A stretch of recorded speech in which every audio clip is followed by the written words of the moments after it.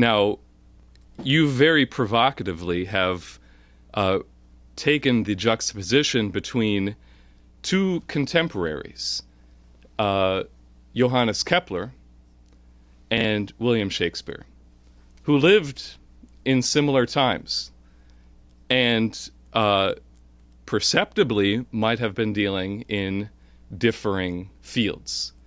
However, you've said that William Shakespeare has elaborated a scientific principle which has not been in a more precise form than perhaps any other scientist aside from Kepler himself and Kepler's forebearer, Nicholas of Cusa.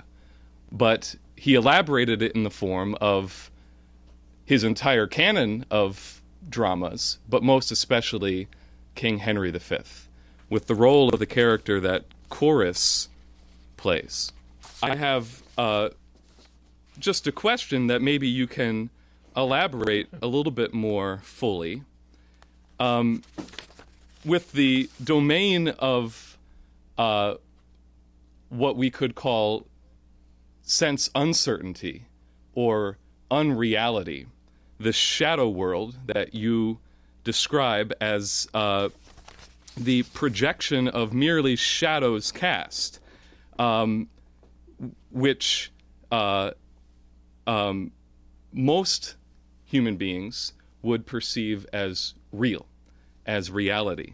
However, you say in King Henry V, Shakespeare has penetrated something which gets to a fundamental principle of human psychology, the difference between truth and sense certainty.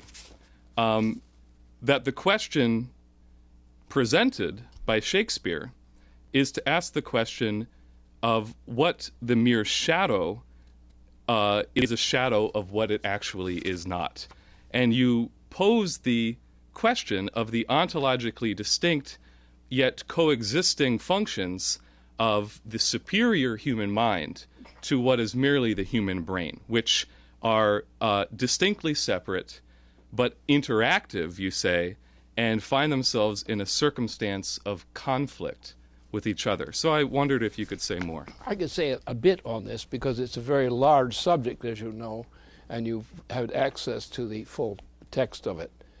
But the basic thing is, what is the difference between humanity and animals? That's the essential point. And to understand that, you have to understand a number of other things to show how that works and why it works that way. But what you're dealing with as Shakespeare, see, Shakespeare introduced in King Henry V a new concept which was essentially pedagogical. The notion that this power of insight is restricted to the creative intellect of the human being. Now, the related question is, what about the animals? The animals are not human.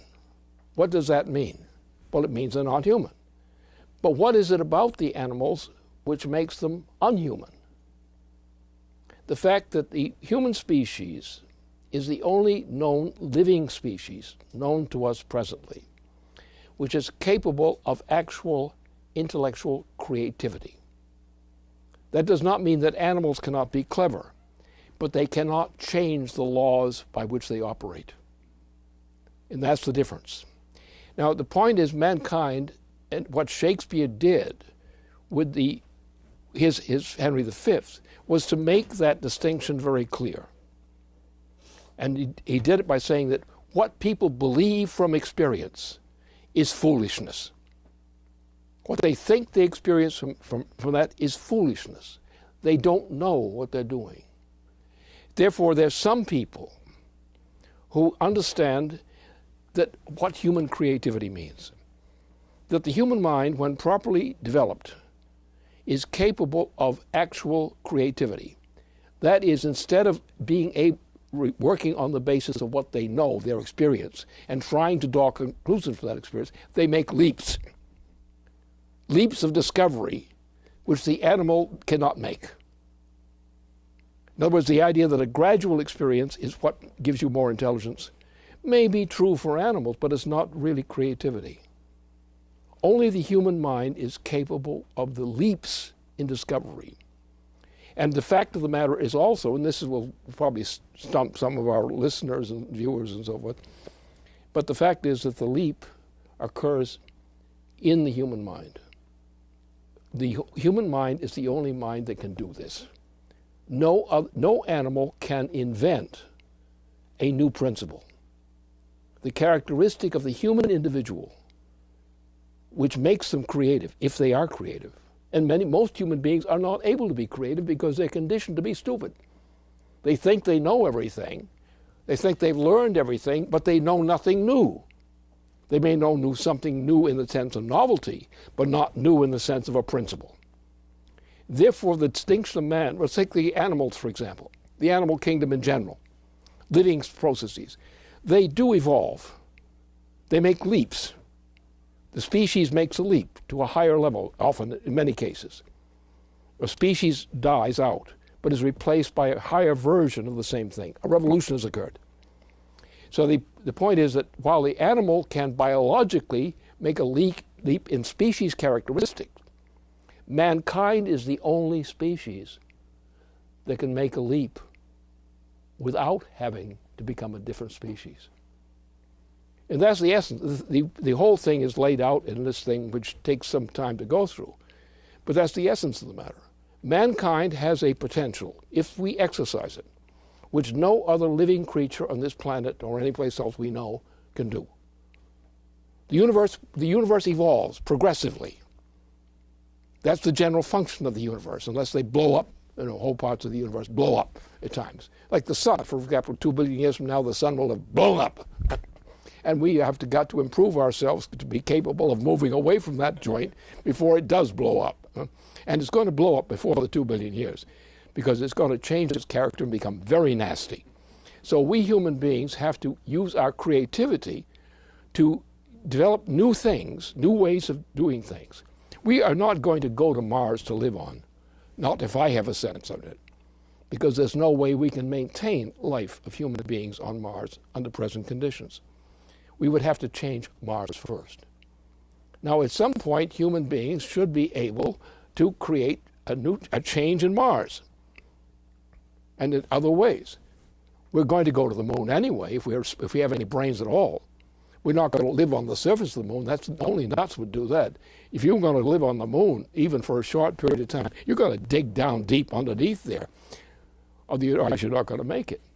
But this is what we're coming to. The point is, the way we've educated people in this society, in general, they don't know what it is to be human. You have some people like Vernadsky, for example. Vernadsky is a true genius. He was a true genius in the matters of life and similar things like that. You have had people like that. Nicholas Cusa was a genius, one of the greatest geniuses that humanity has ever known.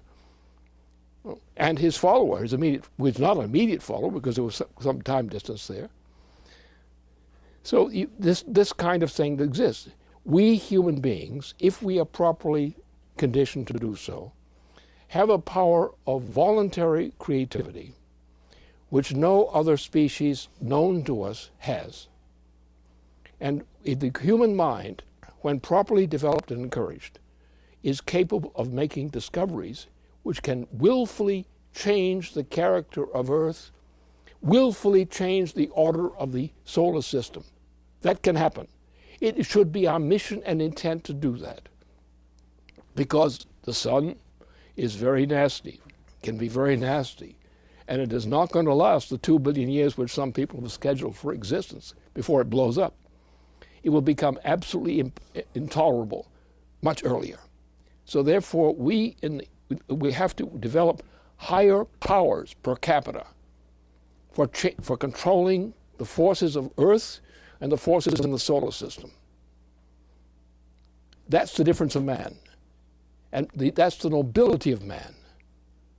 And what you have is a society in which everybody except a few, the oligarchy, are kept down, intellectually crushed.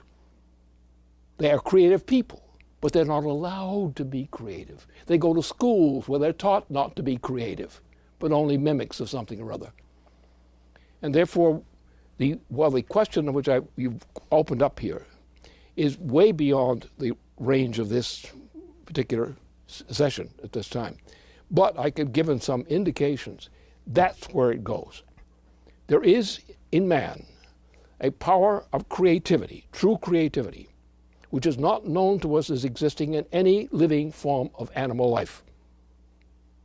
Unfortunately, only a tiny minority, still a minority, which has actually developed a conscious knowledge of what creativity is. Most people have no idea of what creativity is. They use the word creativity because they don't know what it is. If they knew what it was, they wouldn't call it creativity. No? And that's my specialty. And that's the specialty of a limited number, unfortunately, of people on this planet who actually have that capability.